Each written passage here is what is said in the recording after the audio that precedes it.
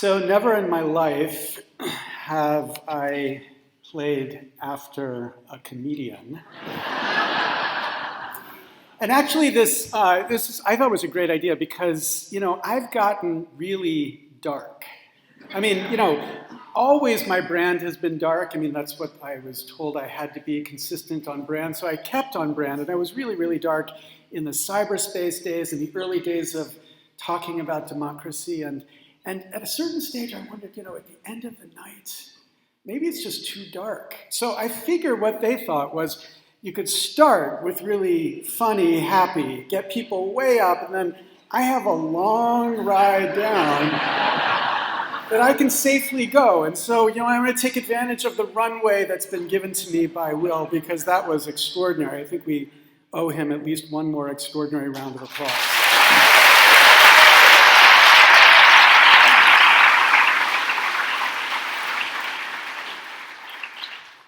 Okay, so you know something that is true. You're here, we're all here because you know something that is true. You know we live in the greatest democracy that never was, promised to us by the oldest written living constitution that there ever was, yet still, to this day, that promise has not been performed. It is time that it be performed, because we cannot wait any longer. It has been 2 decades since a clear majority of Americans have conceded that climate change is real and that we are responsible, yet to this day, Congress has not passed a single comprehensive statute to address that world crisis. We in the United States have one of the most expensive healthcare systems in the world, with 25% of its budget devoted to administrative costs, and 12% of Americans still not insured. Yet the most Congress can do is to debate about whether pre-existing conditions should disqualify you from the right to health care. America's engineers grade America with a D for its infrastructure. They say we have to spend $1.5 trillion by 2025 to make America safe again. Yet the closest that our Congress can get to the number 1.5 trillion is a $1.6 trillion tax cut that was given to the richest Americans and corporations primarily. Now, these problems are not caused by one man. However great his ego may be, it is caused by a system that does not represent us. And to solve these problems, we have to fix it, and we have to fix it first. Okay, so how? To see how to fix it, we have to see its source, the source of the problem, and the source is a kind of inequality. I don't mean racial inequality, though of course racism reeks through the corruption of this system. I don't mean sex inequality, though of course sex inequality is exacerbated by the corruption of this system. I don't mean economic inequality, though economic inequality screams in our nation more than at any time in the past century. I don't mean any of those inequalities. I mean the political inequality that we have allowed to grow within this democracy. The framers gave us what they called a republic. But by a republic, what they meant was a representative democracy. And as you might get from the word, what a representative democracy is supposed to be is representative. But our representative democracy, our republic, is unrepresentative because of the inequality, the political inequality we have allowed to evolve within this system. We are unequal in any number of ways. Here are just 4. Think about the equal right to vote in America. Do we have an equal right to vote? We do not. Because throughout this country, votes are suppressed by people who happen not to be the right color or the right political party. Charles Stewart at MIT estimates that in the last election, 16 million people were denied an equal right to participate in our elections because of the unequal right to vote. We have an unequal vote for president in the United States, not just because of the Electoral College, more importantly, because of a system called winner-take-all, which determines how the electors in a state get allocated. So if a candidate gets one more vote than his opponent, he or she gets all of the electors from that state. Now, what winner-take-all means is that it makes no sense as a presidential candidate to campaign in any state except the most purple states. It makes no sense to campaign anywhere except what's called the swing states. So in 2016, 95% of campaign time was in just 14 states. 99% of campaign spending. The only time they left those states to come to states like California or New York was to raise money. But what this means is that the president is bending over backwards to make those people happy. But do those people represent America? They do not. They are older, they are whiter, their industry comes from the 19th and 20th century. There are 7.5 times the number of people in America working in solar energy as mine coal. But you never hear about solar energy in a presidential election because those people live in California and in Texas. The coal miners live in the swing states. So what that means is if you don't happen to be privileged enough to live in one of those swing states, your vote is just not counted, which means 85 million Americans went to cast their ballot just to have their ballot not matter in the selection of the president. Or think about the way we gerrymander the House. States throughout the country craft the districts that determine who is in the House of Representatives to produce what's called safe seats, both on the Democratic side and the Republican side. At least 85% of the United States Congress is filled with representatives from safe seats, which means those representatives know there is no chance that somebody from the other party could ever beat them. The only person who could ever beat them is somebody from their own party. But because of the way primaries work in America, what that means is the only person who could beat them is somebody even more to the extreme in their own party. So if you're a Republican in a safe seat, you're worried about a more extreme right-wing Republican.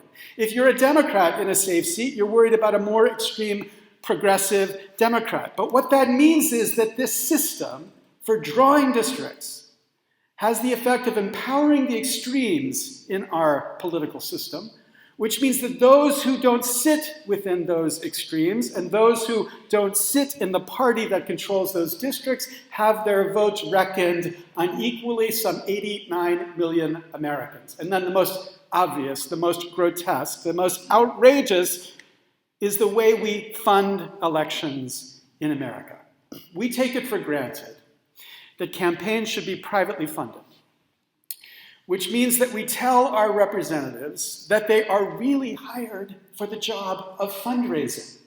Members of Congress and candidates for Congress spend anywhere between 30 and 70% of their time dialing for dollars. If there are any kids in the room, this is a telephone. Dialing for dollars, but they're not calling the average American when they're making these telephone calls. They're spending half their time calling the tiniest fraction of the 1%, calling these people, 100,000 or so, who are the significant funders of these campaigns. And those people, of course, have the power in calling the shots for those representatives as they make their decisions, as they become the shapeshifters who adjust their views in light of what they know will help them to raise money. which means that in a system where 140 million people vote, there are 139.9 million who don't have the same power as that 100,000. That's not even proportional. You'd have to take one person and cut off 4/5 of his body in order to get the right proportion in that graph. Now the point is, add all these things up, and it is as obvious as mud. They don't represent us. And the consequences of that unrepresentative system are completely obvious. But of course, political scientists had to take the obvious and put it into numbers. So in Princeton, which of course is a Harvard professor, and I don't like to talk about that much, so we put that off the stage quickly. Martin Gillens and Ben Page conducted the largest study in the history of political science of the actual decisions of our government, relating those actual decisions to the attitudes of the economic elite, people who fund campaigns, the attitudes of organized interest groups, and the attitudes of the average voter. And what they found with the economic elite is what you'd expect. What this is saying is, as the percentage of the economic elite who support something goes up from 0% to 100%, the probability of that idea being enacted in law goes up too. So it goes up to about a maximum of 36%.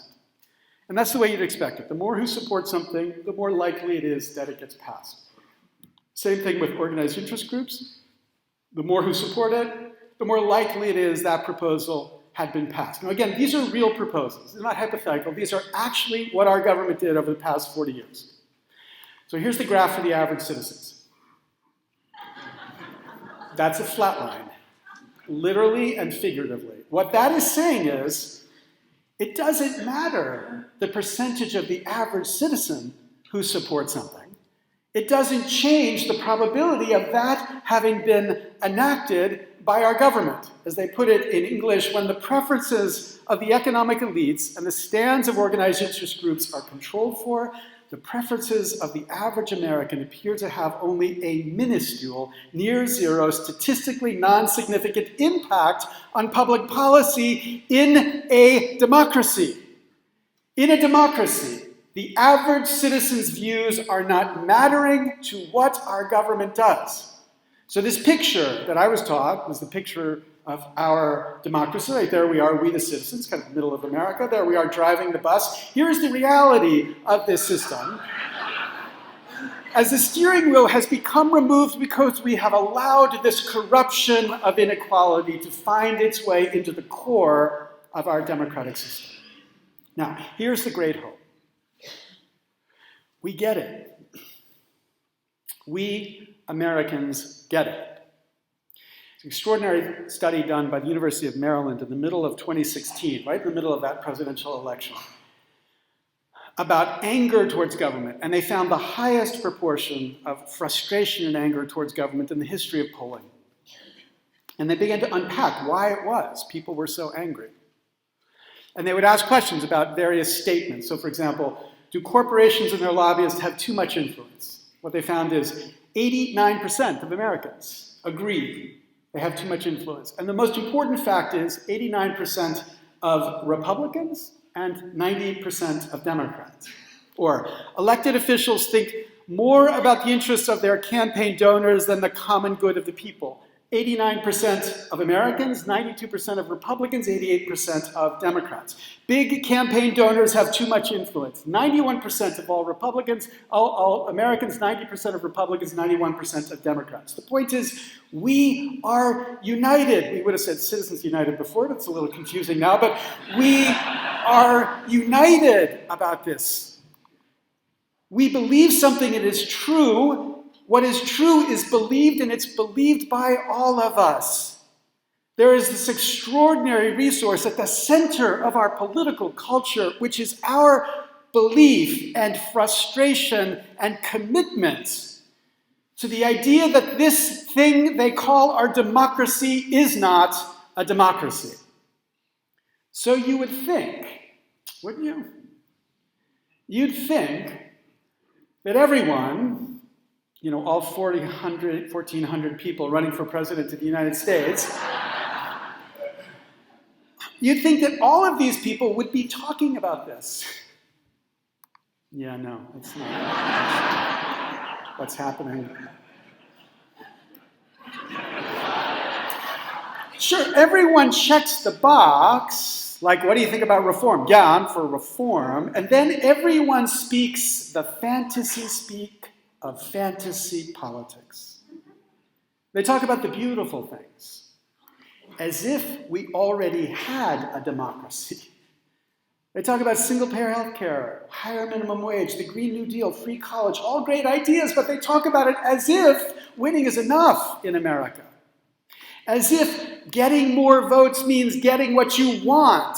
They speak as if the promise of our Constitution had already been performed, as if the system were not rigged.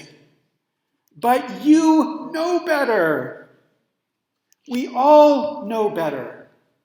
It is just not serious to talk about these ideas unless you're talking about fixing this system first. Yeah.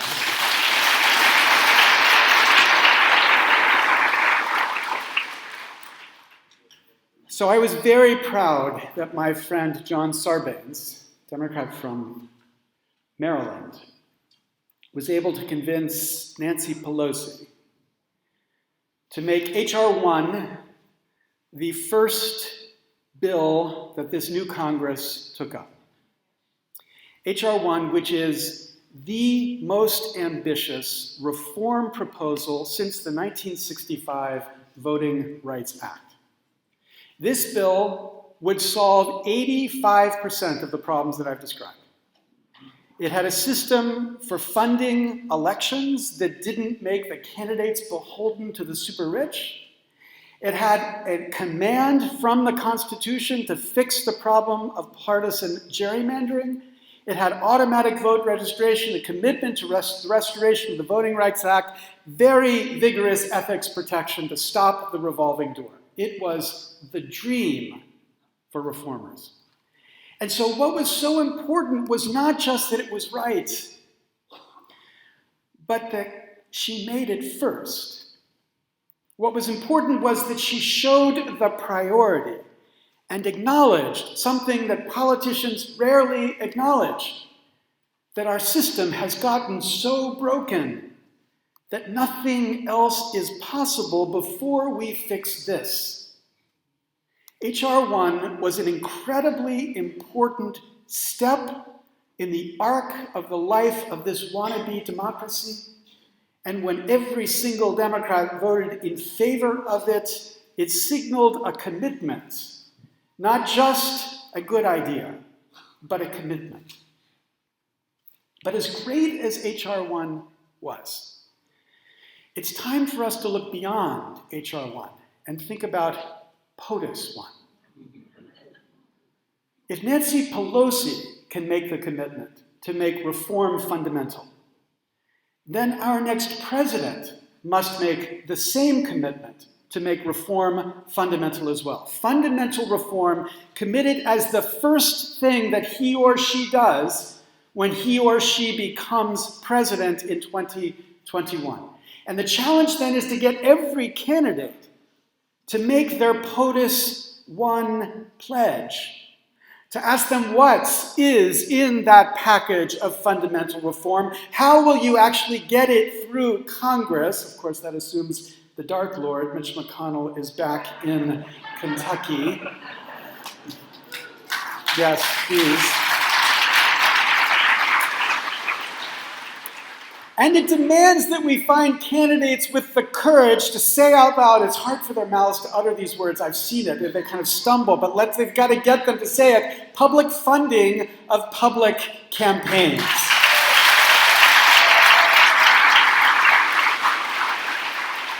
And if they are not willing to tell us their POTUS 1 plan, if they're not willing to commit to making reform fundamental, then when they talk their policy talk, when they talk their fancy, imagined, fantasy ideas, we have to say to them, you're just not serious.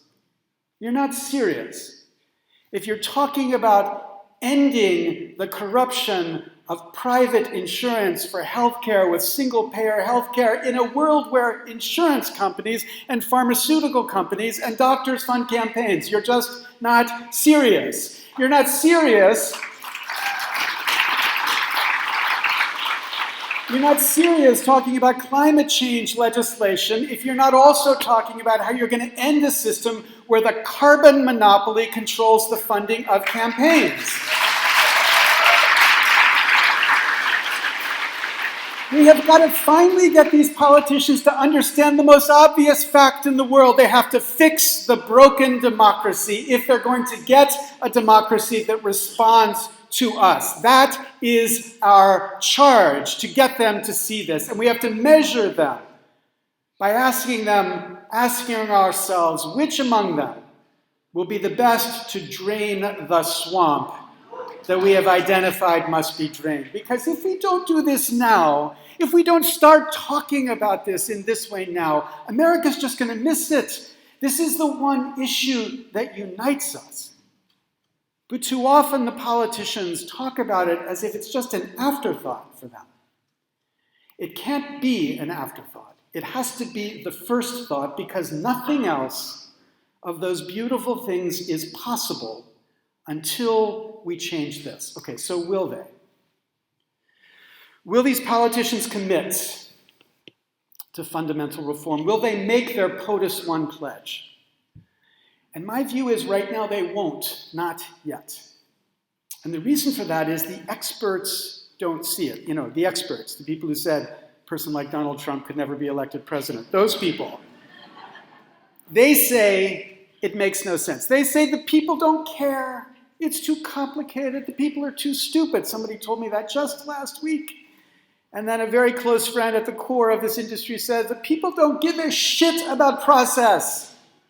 So instead of talking about what's necessary to make change possible, they sell us snake oil so that their campaigns can win. They can win a campaign and we can lose a nation. Now this is a really hard and important question. Can we be convinced to care about democracy again?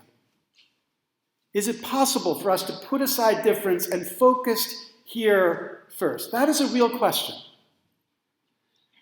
I'm encouraged 2018 saw the largest number of democracy reforms pass through the states in the history of America. Overwhelming frustration across this country bubbled up to change the status quo. But there's a separate question whether we can imagine this expanding nationally to a presidential campaign. And my view is yes. A candidate who said reform is my primary objective would win not just people from his or her own base, but people from across the spectrum who are so exhausted by a democracy they think responds not to them, but to the elite. So that's my vote. But the more powerful, the more connected, the more politically engaged say no. And so I find myself in a position I've unfortunately been in many times before. As I look back on my career, which odd to recognize it's longer looking back than it will be going forward, but okay. As I look back on my career, I recognize that I've many times been in this place where everyone says one thing and I think the other. So my friend, the great John Perry Barlow, who was one of the great founders of the romantic ideal of the internet and told us again and again the internet would guarantee free speech and privacy and an opportunity for innovation, inspired me to write the first book I published. A book which said, look, the nature of the internet can be flipped. The internet's a function of its architecture. Its architecture could change. Its architecture would be changed. It would be changed from a platform that supported privacy and free speech and the opportunity to innovate into a platform that could be surveilled and controlled and made more profitable for those who owned the wires and the platforms. Many people didn't like this idea. The New York Times reviewed it. David Pogue reviewed it. He wrote, LESSIG plays digital Cassandra He predicts the internet will become a monster that tracks our every move, but that nobody will heed his warning.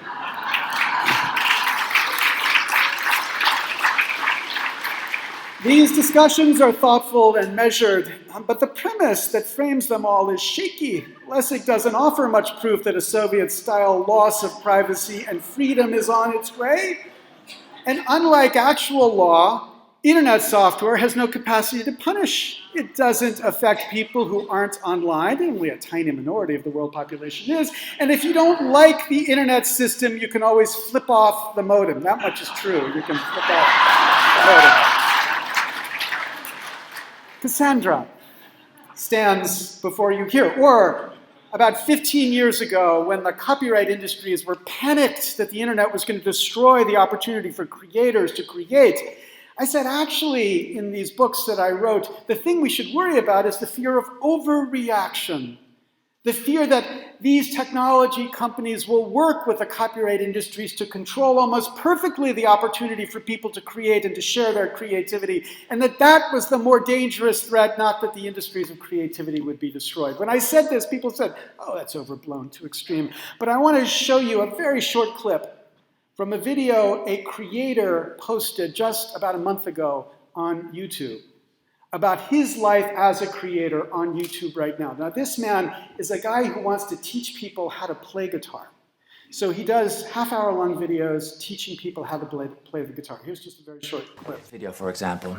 In this video about licks, I'm playing a tiny lick of an Eagles song, just one lick. I'm not playing the last note. And now this video is completely blocked for viewers in the United States, where coincidentally my biggest public is. And all the advertising money the video is making from the rest of the world goes to them. Everything, not 1 cent for me. So for a 2-second lick, 8 little notes, in a freaking 15-minute long video, doesn't matter. The rest of the video doesn't matter.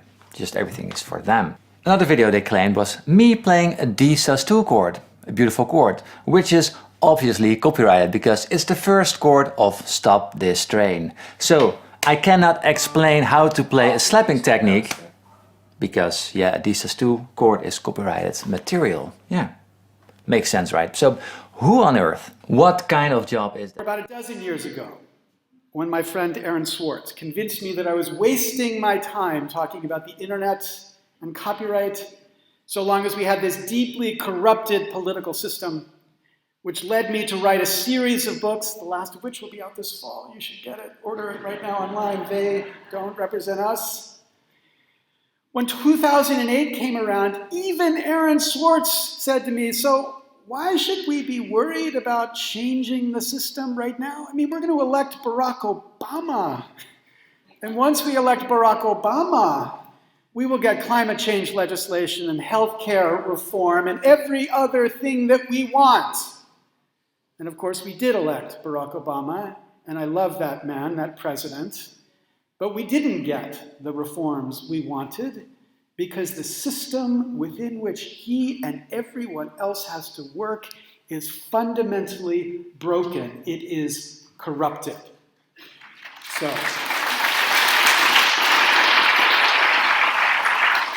let me embrace my Cassandra identity and tell you the following. She was much more beautiful, taller than I was, but I am. But let me be the digital Cassandra and say to you, we must make them reformers, or we will lose the capacity to govern. It is just that simple. Not just the issues we think we need to be able to govern about, like climate change or healthcare or infrastructure and economic growth, but also the issues that we don't even begin to think about, but which other countries like China are developing extraordinarily sophisticated policies to address, like AI or surveillance or the future of work, or how to deal with the robot overlords that inevitably will develop. The point is, we need sensible government. Sensible government is not optional. But then let me take my Cassandra brand and tweak it a bit with a little bit of Hollywood, like happy ending to it. Right? Because the truth is, I'm not sure why this is, maybe because my kids are growing up and I'm not awake most of the night taking care of them, but I am more optimistic now in this fight than I have ever been. I believe this is something we can do. I believe we can push candidates who push the idea of unifying America around this idea, not dividing America into the camps that are taught to hate. I think we can get them to the idea of reform. And here's the point. If we could elect a president who has made POTUS 1 his or her commitment, it's a big if, I get it, but if we could commit them to a POTUS 1 commitment, then it is possible that we would win, that this democracy would win, that sensible governance would be possible again. It is the first time those thoughts were possible in the arc of this fight over the last 40 years, because Nancy Pelosi has shown us how it could be done, and a president gets the first thing he or she says he or she wants to do. And so if Pelosi could be copied, democracy could be saved. You gave us, well, you close to Pelosi, you can take some credit for that. Okay, now here's one final thought. So, just about, it's not quite the second, but you know, it's in the same range. This man spoke to the AFL-CIO in Philadelphia. And this is what Barack told him. He said, we have to take up that fight.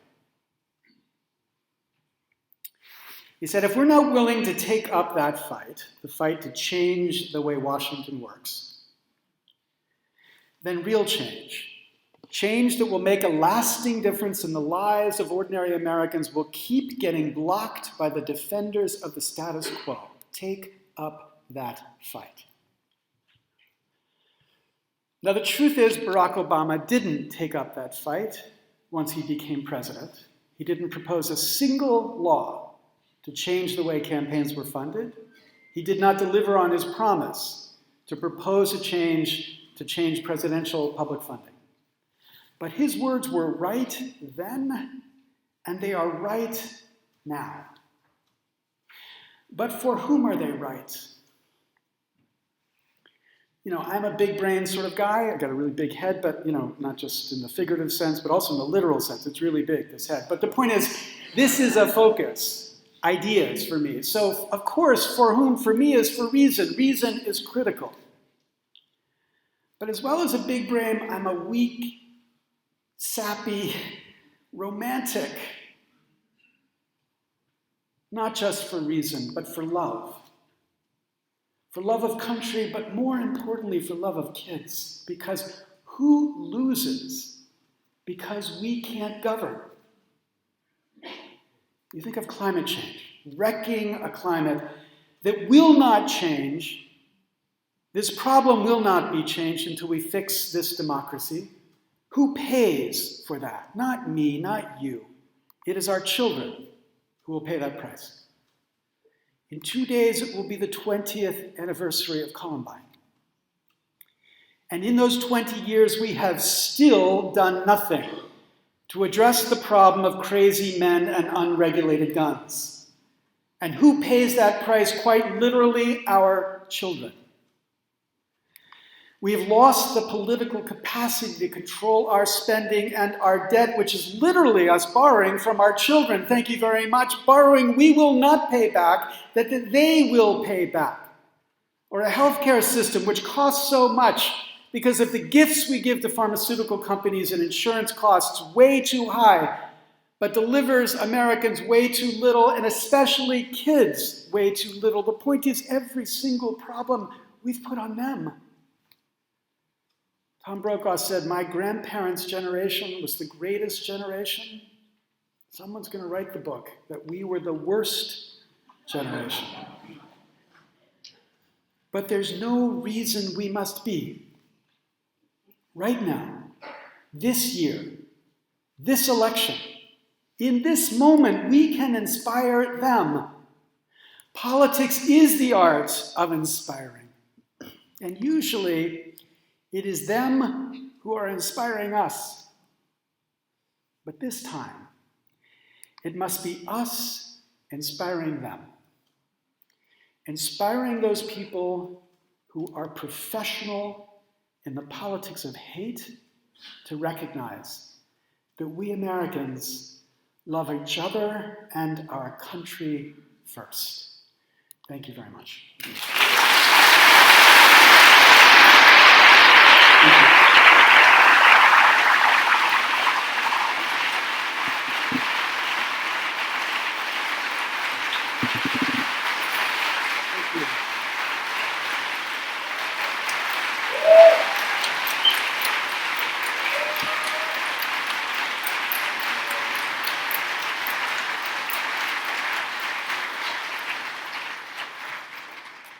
Wow.